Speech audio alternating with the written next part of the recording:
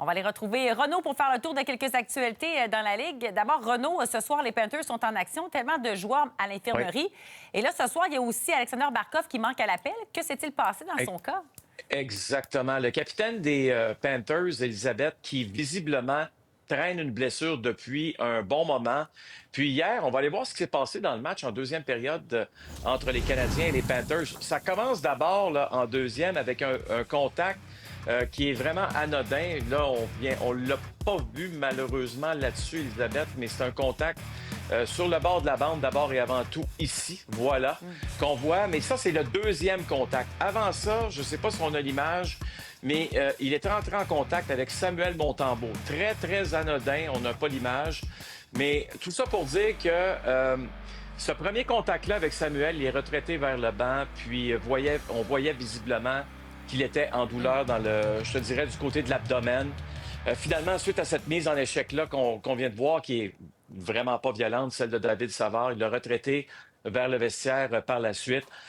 Puis c'est visiblement donc quelque chose qui le traîne depuis un bon bout du côté des Panthers de la Floride. Ce qu'on a décidé de faire, c'est de lui donner un match de repos. Est-ce qu'on devra le laisser de côté pour une plus longue période? C'est une bonne question, mais il y a une chose qui est certaine. Pourquoi on fait ça? C'est parce qu'on veut s'assurer qu'il soit prêt pour les séries éliminatoires. Ça, c'est vraiment la priorité présentement pour les Panthers. Oui, c'est clair. Mieux le reposer là, qu'il soit à 100 quand les séries vont débuter. Je veux qu'on parle de David Rundbacker parce que le Rocket part sur la route pour 4 matchs. Il ne fait pas le voyage, ne joue pas. Est-ce qu'on commence à s'inquiéter, Renaud? Bien, parce qu'il n'a pas joué non plus la semaine dernière. Hein? Et donc, on dit que c'était normal par rapport à sa blessure à un genou. Blessure, rappelez-vous, qui est survenue au premier match préparatoire pour Rundbacker, qui a été opéré par la suite. Lui parlait de douleur, donc, qu'il ressentait toujours dans son genou lorsqu'il a repris l'action avec le Rocket de Laval.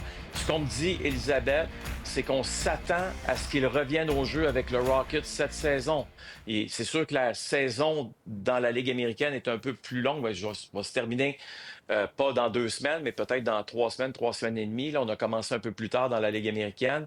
Donc, on s'attend à ce que David Rundbacker dispute des matchs avec le Rocket d'ici la fin de la saison. Je veux qu'on parle maintenant d'Oliver Kapanen parce qu'il est arrivé à Montréal et c'est pas pour faire du tourisme. Non, ce n'est pas pour faire du tourisme. Ça fait du bien de le revoir dans l'organisation des Canadiens. Il a connu une saison exceptionnelle en Suède. C'est presque 1 point par match pour lui. Pour ceux qui connaissent la Ligue suédoise, c'est très difficile d'amasser des points dans cette ligue-là parce qu'on joue du jeu extrêmement défensif. Ce qu'il faut savoir, c'est que chez les Canadiens de Montréal, ça va bien présentement, mais qui est vraiment le 12e attaquant de cette équipe-là? Est-ce que c'est Joshua Roy? Est-ce que c'est Michael Pezzetta? Ou c'est vraiment maintenant Oliver Kapanen? On s'attend donc à ce qu'il termine la saison avec les Canadiens. Si les Canadiens font les séries, il y sera. S'ils ne font pas les séries, il va pouvoir aider le Rocket de Laval. En terminant demain, qui est devant le filet pour le Canadien face aux Bruins? Samuel Montembeault, ce sera un premier clair. match pour lui cette saison. Elisabeth face aux Bruins. Ah, intéressant. Merci, Renaud. Bonne soirée. Salut, Elisabeth. De retour maintenant à notre 3e période dans notre rencontre en Caroline. C'est actuellement 4-1 pour les Hurricanes aux dépens des